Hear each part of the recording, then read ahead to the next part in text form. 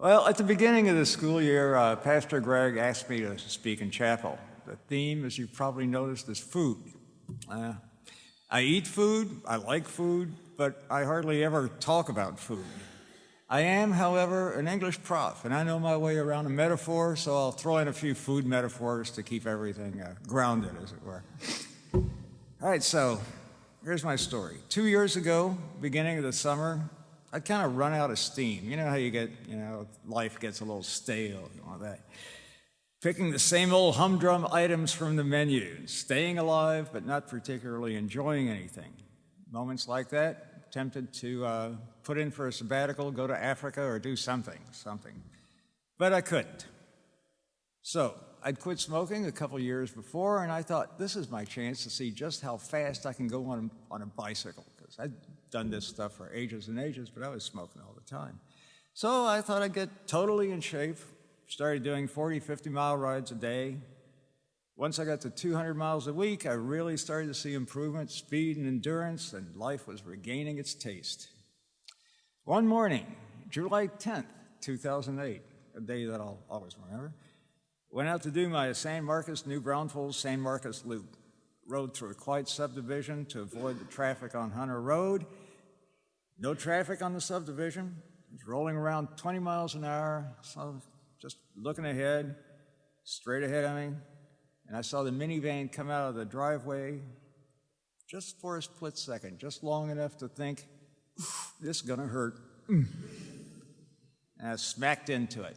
Felt like the biggest electric shock I've ever had, just blam.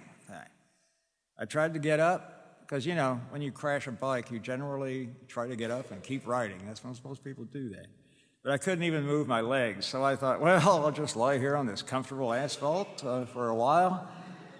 I asked the lady who'd been driving to call 911, because now I figured I wasn't going to go anywhere soon. Anyhow, ambulance took me to Brackenridge Hospital. Surgeon operated on my spine, fused a couple of vertebrae. I'd really messed up the spinal cord. But I didn't worry about it, mostly because I had a morphine drip for a couple of days. And you don't worry about anything. Oh, yeah, it's fine. I feel great. Yeah. So we talked to the surgeon, then I didn't feel so good. Chances of recovery weren't all that great. On one hand, I was in pretty good shape. On the other hand, I was 65 years old, and the doctors said that probably I wouldn't walk again, and I should start thinking about, what kind of wheelchair I wanted and all that stuff. Okay, so a few days later, I was moved to the Health South facility, the rehab part of the hospital. And I started getting cards and plants and flowers from people here at TLU, just all over the place. My daughter put all these cards up on the closet and on the wall everywhere. We know we get treated better in hospitals if people think you've got people that care about you. You should remember that. So one nurse looked at the wall of cards and asked me if I was famous. Are you famous? I said, no.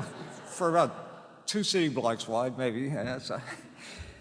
But people visited me. My friends, colleagues from Texas Lutheran made the trip from Seguin up to Austin, through all that traffic, usually in the afternoons, hung out with me. I was in and out of consciousness, but I was aware and I was moved, very moved indeed.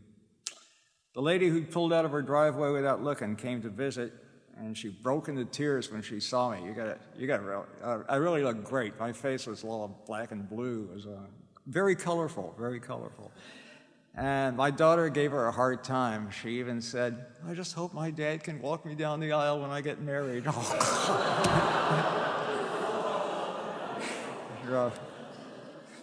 But anyhow, I told her it was okay. I still had a little morphine, I guess, dripping through my system, and it could have happened to anyone. I still feel that, it really could. I've done stupid things, and I was lucky that there wasn't anybody around to get hurt. But anyhow, I just told her both of us have been unlucky and not to worry about it. Then I started rehab. I was faced with an existential choice. I could do the mandatory 3 hours of therapy a day and sleep the rest of the time, which was what I really wanted to do, or work hard at rehab and rejoin the living. Since I'm here talking to you, it's pretty obvious, I guess, what my choice was.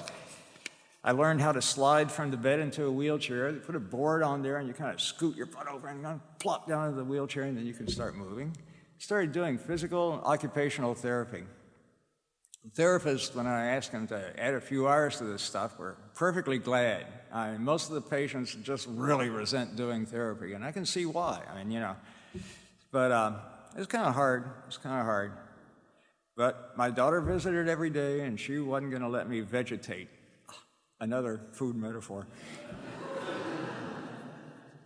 And the visits from friends energized and encouraged me.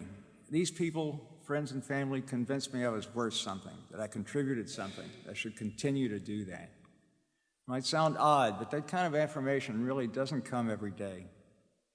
Generally, we go from day to day just doing what we do, figure no one notices, unless we do something really wrong, and then everybody notices, of course. But there it was, constant affirmation. So I did my 6 hours of therapy a day, and even though I got pretty exhausted pretty quickly, couldn't wait to get back into bed and conk out. And I couldn't read. This was what bothered me probably more than anything. I couldn't hold a book. And, I've been reading since I was just itty-bitty, and I just loved that. But I couldn't, so I tried to sit up, I'd just fall asleep. But I was improving, they said. At the end of a month, I could walk about 100 feet with a walker, one of those little frames, you have. I could button my own shirt, I could put on my own shoes, and they were ready to let me out. But I was kind of nervous. I didn't really want to leave this safe, controlled environment where there were people to take care of me. I know most people don't like hospitals. When you're healthy, of course you don't like hospitals. But when you're in the shape I was in, you can hardly visualize being anywhere else. I was a bit nervous about it, and so was my wife. She was going to have to take care of me. But it worked out. When fall semester came around, I rejoined the TLU community. Dean Sieben let me come back to teach a couple of courses during the fall semester while I continued outpatient therapy. And again, my dear friends, colleagues made it possible. I couldn't drive, so Richard Milk would pick me up in the morning, bring me to school. Carolyn Turner would take me to GBH for therapy. I got rides home from Lisa Craddock, Phil Rugy Jones, Betsy Gale Rand, and Lord, if there's somebody I forgot, please know that I thought about you anyhow.